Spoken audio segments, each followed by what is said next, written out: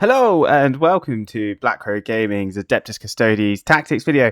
I am your host Arron and I am welcoming you to join my 10,000, yes, the loyal 10,000 of the Emperor, the Adeptus Custodes. And this week we are going to be discussing how Adeptus Custodes are broken, yes, busted. They are currently in a position in this game where they are very strong, and the reason that is because of the meta, baby. The meta has changed, the meta has adapted, which has meant that Custodes are doing pretty well. We've had some tournament wins, we've had some high placings, we're in a good position, and I'm all for it. I'm hoping that we stay around that 50% mark, but I think it's just really positive that we're winning events, we're getting podiums, we're doing well, and that's exactly what we want to see. If you like my content, though, I just need you to do me a big favor. If you can hit those magical YouTube buttons, hit that like button, hit the subscribe button, and hit the bell notification every time we put up a video so that you don't miss all of this awesome content. Why wouldn't you? And also another message as well, we are changing all of our social media, and the reason that is because we're doing some big developments behind the scenes with Black Crow Gaming. So it'd be really useful for us if you could please go to the Linktree that I'm going to put in the description. Go to our Facebook, drop us a follow, go to Instagram, drop us a follow. Very soon, we're going to have a big giveaway for you folks. I'm going to tease it now. It's a big giveaway, and you're going to love it. It's going to set you up in a way that you can play competitively, and I promise you, it's going to be worth the effort. But let's get into it. So, we are talking about how Adeptus Custodes are broken, and I just need to go into this screen here. So look at that seamless change. So there's this idea when we talk about Adeptus Custodes and we talk about the custodian press, somebody has called it recently, or what we call the go turn. And that is where you push your assets out in one big move. So essentially you position your models in such a way, which I'm going to show in a minute, that you can then press your opponent with multiple assets activating at multiple times. And this needs to be able to overwhelm the opponent and then handle the clap back. So hands the clap back, basically. In other words, you need to be able to handle whatever damage comes back from your opponent. And there are certain units in the game with Adeptus Custodes that are really good at absolutely tanking huge amounts of damage, especially if your opponent is a one phase activating unit, army, whatever. And basically what that means is you need to be able to apply a huge amount of pressure so that your opponent has to react to that, and if they don't, you essentially go and you cripple them in the next turn. And Adeptus Custodes have always been good at this, but because of the way the meta has shifted, we've gotten way better, and it's really oppressive. So the key units to be able to do this tactic is Wardens, Blade Champions, some Caladius Grav Tanks, Venatari, this is Solar Detachment only, a Telemon and Venerable Dreadnought, Sisters of Silence, and Virtus Praetors, or a Captain on Virtus Praetor. These are the key units that you're going to be seeing in lists that look to really push, really go for that go turn. And one of those key units are Wardens. And how do you use Wardens? So staging is very important to bring Wardens out at the right time. And as you can see, I've put a unit of Wardens there on TTS. And that is the UKTC round 1 mission map there, which is where you go for Terraform. And I wanted to show you the direction that these Wardens can go. So if you play them with a Blade Champion, Adeptus Custodian Wardens can move, advance, and charge. And as you can see, I've drawn a nice line that shows that they can have a maximum threat range of 24 inches. That 24 inches pulls you straight into your opponent's deployment zone, which is massive. That's a huge amount of threat, and that's a huge staging area. Really good. It means your opponent isn't going to want to go on to that central objective. However, I've also highlighted, in that position, you're also in a really good position to stage to the left, and if you really want to, you could stage to the right. And I've positioned these units so that essentially in that position, each one of those has got just a short distance to cover to be able to get onto those neighbouring objectives, meaning from that position you can threat all three of the middle objectives.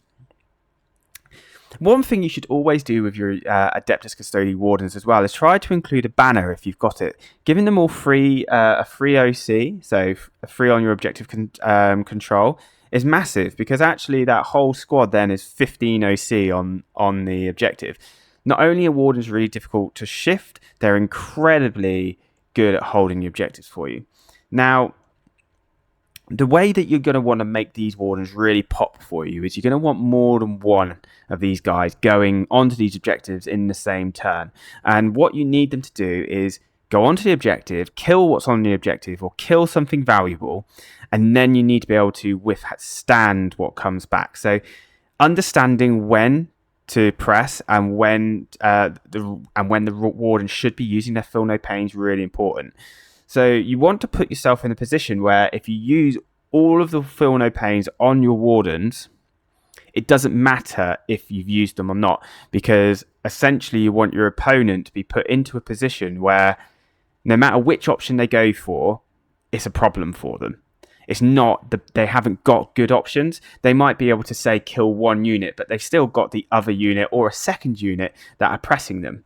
There isn't many armies in Warhammer 40k at the minute that are able to deal with 3 or 2 units of wardens moving onto them, popping their Feel No Pain, because the damage just isn't there for them. They do -1 to wound if you're above their toughness. They've got a 4-up Feel No Pain. They've got a 2-up, 4-up when it comes to their save. And it makes them really durable. Free wounds as well. They're going to be sticking around. And in some cases, that one unit could tank an entire army's worth of shooting. These models are especially good if you're going into a one-phase army, because that army will do all of its damage in one phase, which you'll know about, and you'll pop your Feel No Pain in that phase.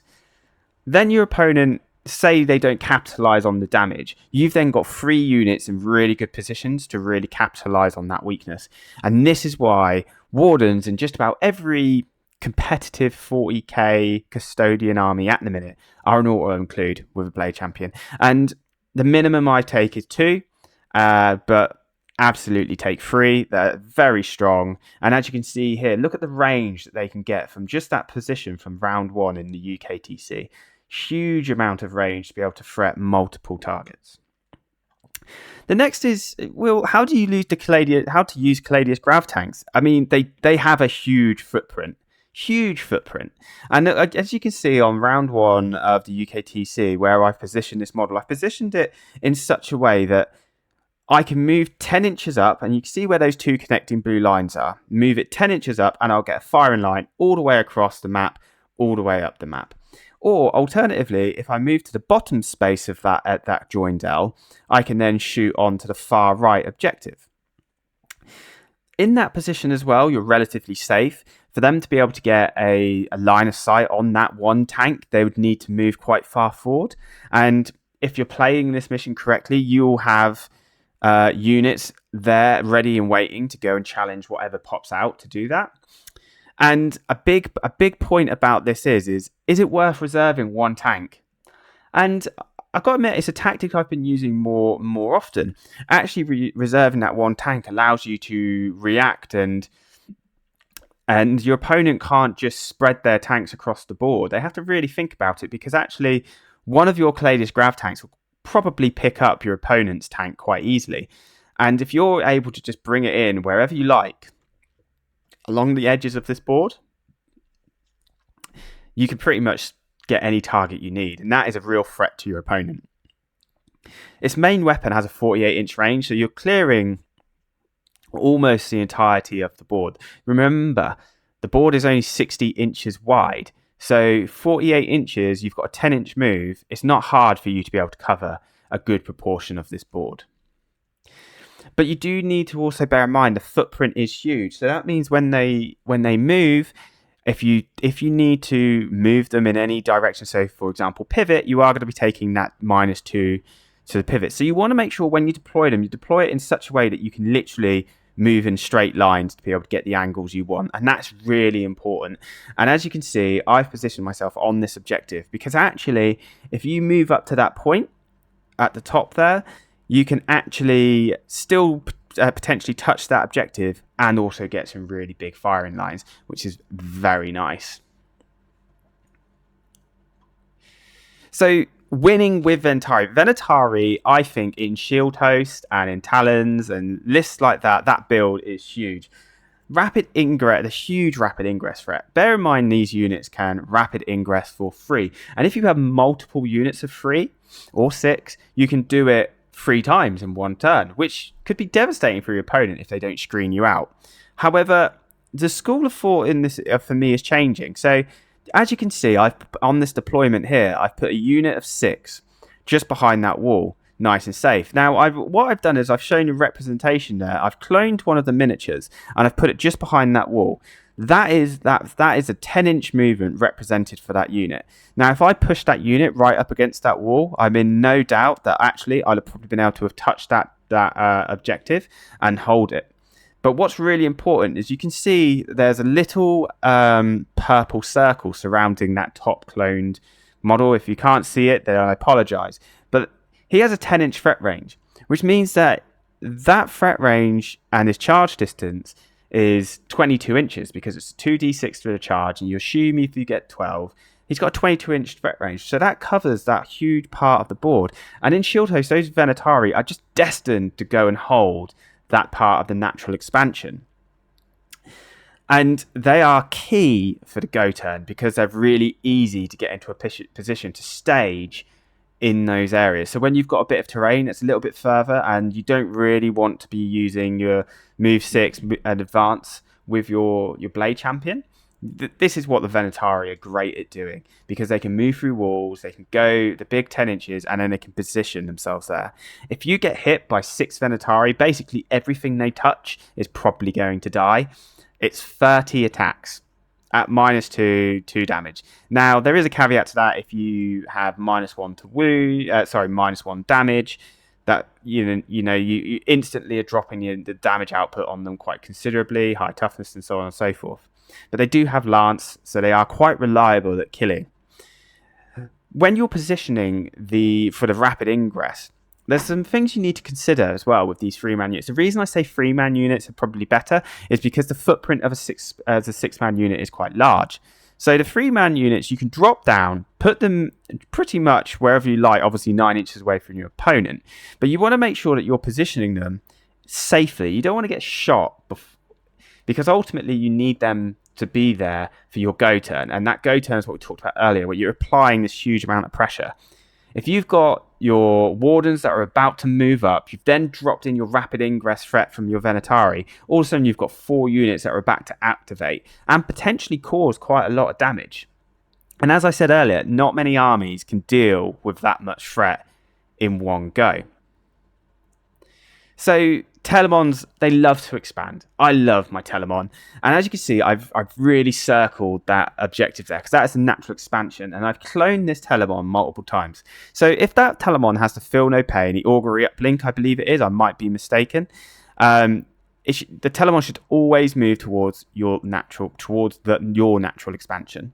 And the reason I say that, and I'm really I've got to apologise. I've got some real typos in this presentation this week. And the reason I say that is because he's really tough, -1 to wound, and he's got that 5 at feel no pain. And he's very unlikely to get damage from that position. So you've got 6 OC just sitting there, staged, ready to run at your opponent. They're very, very fast. Is it worth reserving one with the idea to rapid ingress? I think so. And the reason that is because the double fist Telemon, when you give him the +1 strength, the +1 damage, he becomes strength 13, flat 4 with 8 attacks. Now, that is an awful lot of attacks from, and when you bring them in from rapid ingress, you're basically putting them where you need them to be. And that you want to position it so that you get the most effectiveness out of them. And this allows you to do that. And I think it also forces your opponent towards the middle, because ultimately, if they're too close to the sides, they know they're in danger. Those objectives, especially on round 1 of UKTC, are so close to those edges that it's actually really easy for you to push your Telemon into people's faces, and they'd be quite scared, I think. And I I personally have been having quite a lot of success with just rapid ingressing that one Telemon in, maybe rapid ingressing a tank to support, and actually it causes an awful lot of issues for your opponent, and it's not easy for them to really recover from that. So Venerable Dreadnoughts are trades. Basically, the idea of what I've been using my Venerable Dreadnoughts is they're just trading pieces. They are excellent, reliable trading pieces. Your opponent has to overcommit to kill them. And on a 2-up, they just get back up. So there's a high chance they're going to come back and do more shenanigans. They've gone in and they've probably taken that objective back for you, or done an action. They're really good at pushing your opponent to have to bring things out. They're not a slouch in combat. They're still strength 12. They're flat damage 3. They've got 5 attacks with sustained or lethal. So they're a strong trading piece. And, taking 3 of them, absolutely understandable, because you can just trade onto those objectives, and it's very difficult again for your opponent unless they multi-activate. So this is the key thing about these units, folks. If your opponent can activate in 2 phases, he could kill that unit in shooting, or they or she them kill that unit in shooting, and then in the next turn kill them in combat. So this is where you've got to be really quite cautious of when you're trading with these units. But if it's a 1-phase army again, why not? They're going to be there for at least 2 turns, probably, if you leave them out in the open. And they've got the OC to take it. And your opponent's just not going to want to really interact with that too much.